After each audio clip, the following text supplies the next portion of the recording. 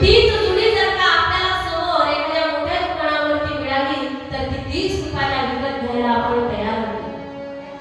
बाजारामध्ये मिळणारा 40 रुपये किलोचा मूग आपण विकत घ्यायला तयार होत नाही, परंतु तोच मूग जेव्हा मसाला लावून हल्दीरामवाला एका पॅकेटमध्ये विकतो तेव्हा ते मूग डाळचं पॉकेट आपण 20 रुपयाला विकत घेतो. त्यामध्ये फक्त मुठभर मूग डाळ असते. आम्ही शेतकऱ्याचा विचार केलेला आहे.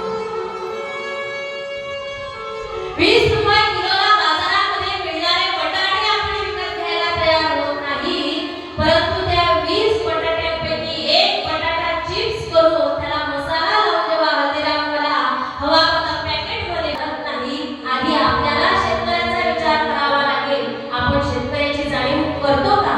शेतकऱ्याने पिकवलेल्या मालाला आपण भाव देतो का? शेतकऱ्याची मिरची मार्केटमध्ये 150 रुपये किलोला विकत मिळत असेल तर आपण ती घेणार नाही, परंतु तीच मिरची पावडर जेव्हा एखादी कंपनी पॉकेटमध्ये विकते तेव्हा ते 200 रुपयाचं मिरची पॉकेट आपण घ्यायला तयार होतो. हा विचार आपल्याला करावा लागेल. हे समाजाचं झालं. हा समाज आणि समाज कोणाचाच विचार करत नसते, परंतु महिला मंडळी तुम्हाला एक सांगेल, मी तुम्हाला सांगत आहे 5-6 दिवसापासून शेतीच्या कर्जाविषयी, शेतीचं कर्ज डोक्यावर झालं म्हणून फाशी घेतो आणि इथून निघून जातो. कर्जबाजारी झाला म्हणून नवरा निघून गेला. घरात जर का 2 मुलं असतील, 3 मुलं असेल, बाई कधीच ज्याने फाशी घेतली त्याच्यामध्ये विडा घालून देऊन जात नाही आणि शेतामध्ये काय पिकत आहे हे पाहत नाही. तीच बाई नवरा मेल्यानंतर कमरेला पदर खोसते, हाताचा चुडा मागं सरकवते आणि विडा घेऊन शेतामध्ये जाते. ज्या शेतीसाठी तिच्या नवऱ्याने फाशी घेतलेली आहे ना, त्या शेतीकडे ती डोक्यावर हात देऊन पाहते आणि त्या काळ्या मातेला विनंती करते की आजपासून तुझी जबाबदारी माझ्यावरती आहे. सोन्यासारखं दान दे गं. मेहनत करते, कष्ट करते आणि संसार उभा करते. मुलाबाळांना शिकवते, मुलं बाळ मोठी होतात, नोकरीवर लागतात, संसार जबाबदारीने सांभाळते. माझा एकच प्रश्न आहे तुम्हाला, नवरा फाशी घेऊन मेल्यानंतर आपण एवढं सगळं करू शकतो तर तो जिवंत असताना जर का आपण त्याच्या पाठीशी खंबीरपणे उभं राहिलो तर त्याच्यावर फाशी घेण्याची वेळ येईल का? बोला. नाही येणार. अरे बायको ज्या वेळेला नवऱ्याच्या पाठीशी खंबीरपणे उभी राहते, तो कितीही कर्जबाजारी असू द्या, कितीही कर्जामध्ये बुडू द्या, तो मरणार नाही. त्याला आधार देणे गरजेचं आहे.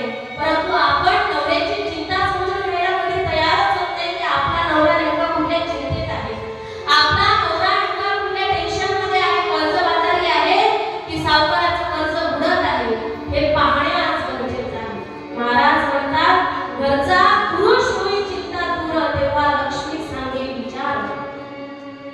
घरचा माणूस ज्या वेळेला चिंताग्रस्त होतो ना तेव्हा घरची लक्ष्मी त्यावरती पर्याय शोधत असते आणि त्या प्रश्नाचं निवारण करत असते. हे स्त्रीचं कर्तव्य आहे. स्त्रीने उभं राहिलं पाहिजे नवऱ्याच्या पाठीशी खंबीरपणे आणि सांगितलं पाहिजे की घाबरू नका, हिम्मत सोडू नका.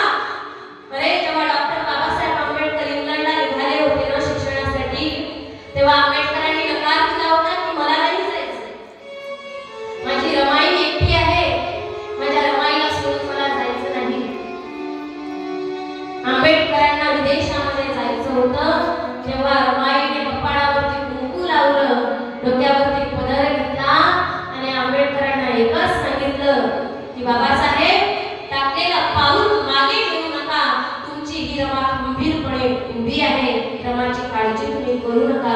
जोपर्यंत तुम्ही इंग्लंडमध्ये जाऊन पदवीधर होऊन परत येत नाही ना, तोपर्यंत ही रमा तुमची इथंच वाट पाहत राहील.